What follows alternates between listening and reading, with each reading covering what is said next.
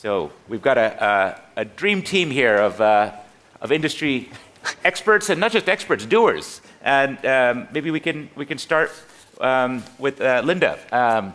How do you see, from your perch running Peugeot, the EV revolution? We've heard you don't need to make the case for electrification on this audience. How are you planning to go beyond simply making great EVs to getting societal acceptance, overcoming some of the challenges in the marketplace? We've gone beyond the shiny object phase to, okay, now we have to make this work. No, absolutely. I mean, everybody thinks car manufacturers are just concentrating on building cars, which isn't true. So at Peugeot, we have our target, which is to be carbon net zero by 2038, which means that we have to look at a whole range of things, from obviously the electric cars, but also how our customers use them to make sure that they've got the best performance for the limited minimum electricity consumption. It's about making sure we've got wall chargers for them. It's about vehicles in terms to grid, to home, etc. But it's also about what are the materials that we use? Can we recycle materials, and we recycle the lithium out of batteries to reuse? Can we recycle old parts and refurbish them? Can we source things very close to where we manufacture? And then you move into the factories. So how can we actually have those factories running on green electricity? We already have, for example, a paint shop in one of our factories in the east of France, which is running on solar power. And we're moving it all that way. So if you like, it's a whole chain of things. If you like, it's an ecosystem. We call it our E-Lion project, which is really covering everything from not just manufacturing cars, but the whole experience. And the last bit I would finish with is that we really believe that we have a very, very important part. And you mentioned it about humanity. We talk about education. We think it's extremely important, not simply we explain how customers should be able to drive their electric cars, but it's how do we educate our communities, our customers. And that's why we have two links with, one is Under the Pole, which is a French association which is about preserving our oceans, and that's about educating the youths and the young of today. And the second one is Born Free, which is about protecting wildlife and understanding how we can live with wildlife. So I think as a manufacturer, a car manufacturer isn't just about cars, it's quite honestly about being part of the solution. So that's a lot of things that you've just put on the table there, going beyond making cars, exactly. And you're trying to do all of those things. When you actually look at the practicalities from the customer's point of view, what do you think you find is the biggest obstacle to adoption or to change? Is it just not having enough chargers around, or is it a behavioral change? Two things. Yeah. Doesn't matter where you go in the world. Two things. The first is the price. And whilst the cost of electric vehicles is reducing because we're trying to find very, very clever ways to make the batteries, 80% of the cost of a vehicle, an electric vehicle, is the battery. So we need to find very clever ways, the chemistries that we can do it. So first it's about having accessibility. And so we do lots of things like pay-as-you-go type things, so you only pay for the kilometers that you drive in our electric vehicles. And the second thing is infrastructure. And that's why we offer wall chargers, we offer also passes, so you know where the infrastructure is. And then it's, of course, about entering into, as mentioned the previous speaker, into energy services, which is vehicle to grid, vehicle to home. And it's managing that whole process. But quite honestly, for a customer, it's about, can I get from A to B without running out of electricity? So you need to have autonomous range. You need big ranges. Yeah. And can you charge it? Now, first of the obstacles you talked about was affordability. I see, and you were looking at me. I wanted to jump in here. Of course, you represent Rivian, which is an upstart American electric car company. Those of us in this audience that picked up the FT today will know there's an article about Chinese EVs, where one of the world's leading battery manufacturing material suppliers says Chinese make great, cheap, affordable EVs. American car companies are making terrible EVs. That's the problem. Don't blame the Chinese. They're doing great with their EVs. What do you say to that as a representative of an American EV car company? So, And this is for the panel, anybody who wants to pick up. The elephant in the room, really, the Chinese EVs, right? We ran a cover story, actually written by my colleague who's in the back row, Simon Wright, our industry editor there, who follows this industry closely, about the Chinese invasion and why we should welcome it, certainly in America, where the Biden administration is now trying to block it on national security grounds. But the idea of competition, certainly the Chinese are formidable. How do you think about it? So, I mean, taking a step back, I think sometimes we all forget that we are going through one of the biggest transformations that we've seen in a long time, right? The last time that that we've seen a transformation this big in transportation was from the horse and buggy to the automobile over 100 years ago. So from a consumer perspective, right, we're asking for a lot. But what I always think about, and what we think about at Rivian, to your point, is that consumers just want to purchase the best vehicle possible, right? Sort of the how and the EV part really comes secondary in the sense that it's about the experience. It's about the design, the experience, and that's what we've chosen to do, right? We've put that front and center, we're vertically integrated, and that creates a lot of benefits for our customers, for consumers, whether it's, again, from a design perspective, the software stack, which means that you have these really amazing seamless updates. It's like you're getting a new vehicle over time without having to take it in anywhere. And then finally, I would also throw in from a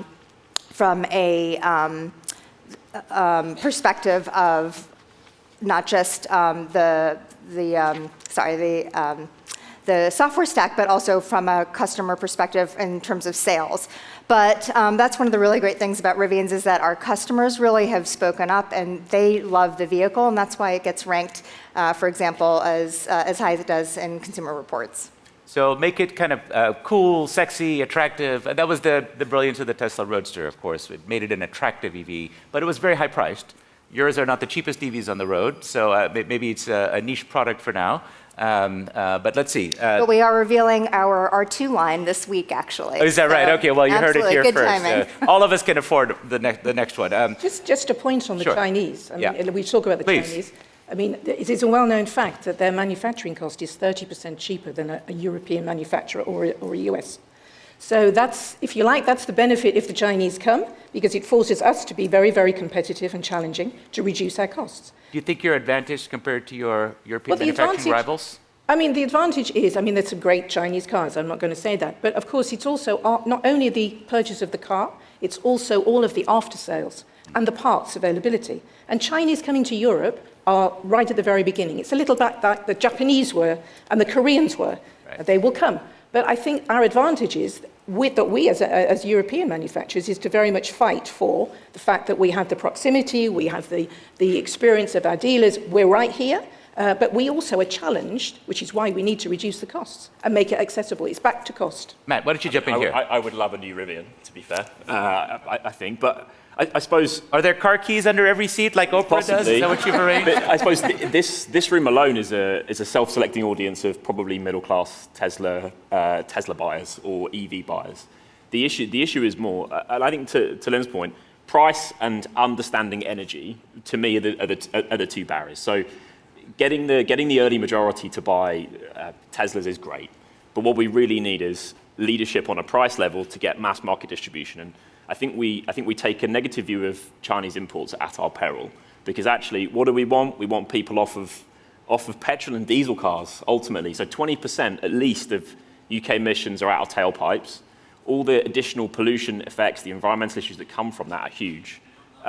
Regardless of the price point, I don't think we can take a kind of a relatively snobby middle-class view of what brand goes out there. Let's just see them distributed. I think you have a dim view of the economist audience. This is a very upper-crust audience driving Bentleys. I don't know where you're getting Bentleys, I don't know, you know, there we go. Class A view of our audience here. But I think the other point that Linda was kind of talking about there is the people understand miles per gallon. They understand petrol forecourts, that behaviour is entrenched. I agree with what Greg said, but we're not just going to see EV charge points at well-known forecourt garages. That's not the behaviour we see from EV drivers. It's not going to happen. I think what we actually do need, though, is we need to this whole price point around charging. You can drive an EV for 3 pence a mile if you charge it at home. If you charge it publicly, it can be 20 pence a mile. That's better than 10p petrol or diesel. So it's a better choice for customers. That's the work that OVO's been doing with some of our home charging products. The value is there for people, but who really understands kilowatts? So if you go into your car showroom, still where most people buy, I know we've seen lots of stuff on the internet of recent years. If you go into a showroom and you ask somebody about the difference between petrol and EV, still people are confused about what a kilowatt is versus miles per gallon and all the general fuel economy stuff that we've been used to for years. It's kind of the equivalent of, in the past, we used to think that our heating was working if the radiator is scalding. The same is going to be true for heat in the future, just like it is for EVs. The world's going to have to change. So I think we need to see more innovation to bring the price for charging and the price for cars down in the market to really see it move on. So each of you have given me some reasons to think this market will take off. There's a guy in the panel who's actually working on helping EVs take off into the air. So I'm going to turn to you, Andres. Your company actually thinks about EV aircraft or electric aircraft. Can you pick up on some of the themes? Obviously, it's a different market, but we're running with the theme here. Do you see any? Do you take any inspiration from the success in the penetration of EVs in certain lead markets for what you're trying to accomplish with aircraft? Tell everyone just briefly what your company is. Yeah, absolutely. First of all, I'm Norwegian, and I think we're probably the country in Europe with the highest penetration of EVs already. More than 80% of new cars, right? Last month, I heard more than 80% of all new cars were EVs. Right. And the reason for that is because of a very well-functioning ecosystem. We have EV charger on all highways, and most people have an EV charger at home. Then it works. When we talk about aviation, we have a great benefit of a very controlled small ecosystem, if you like. You're not flying everywhere. You're normally flying to and from airports, right? And it's a very controlled ecosystem where there are certain players taking care of everything. You have the airports, the airlines, the CAA, and so on. And it's working pretty much the same way all over the world, which is a great thing. This is why also aviation is as safe as it is. We've managed to agree on standards and things all over the world, which is great. The challenge we have in the aerospace sector is that electrification, and if we're talking about batteries, which has been already discussed a bit, they're heavy. The weight is a challenge. Mm-hmm. So although electrification is great in terms of lower maintenance, more efficiency, and so on, what we're seeing today with the battery technology available today, battery electric aircraft, to my belief, is going to be limited to the smaller commuter aircraft. You may have heard about advanced air mobility and eVTOLs, those vertical take and landing vehicles, flying you the last mile, and also small commuter planes. They may work with batteries. If we look on the segment after that, looking at regional size aircraft, I think we're very quickly into hydrogen. It can still be electric, hydrogen electric, amazing, but still then it's more of a requirement to infrastructure. Then you need to have hydrogen support and hydrogen fueling available at all airports you fly to, which is then another challenge. So short-haul aircraft, niche applications, regional airports, but a well-defined, regulated pathway, and you think that you can take off in that area? Yeah, it's going to happen, but it's going to happen first with smaller aircraft, just regional size. A final note, my colleague who's very learned, Simon, assures me flying cars are coming, as Airbus has promised us. I imagine they'll probably be electrified. How is that going to compete? Don't you have now, you're a disruptor, but there's a disruptor coming to disrupt you. How are you going to handle that? I mean, a flying car, I said vertical take and landing. Some people call them flying cars. I'm a bit more conservative. I say, no, it's more a cheap, sustainable helicopter. It's something which will happen, and it's going to happen in, I guess, 3 to 4 years from now, probably first in Asia. Then US, FAA say they can approve them in 26, and then EASA, which is the regulatory body for Europe, except UK now, will certify them in 27, 28.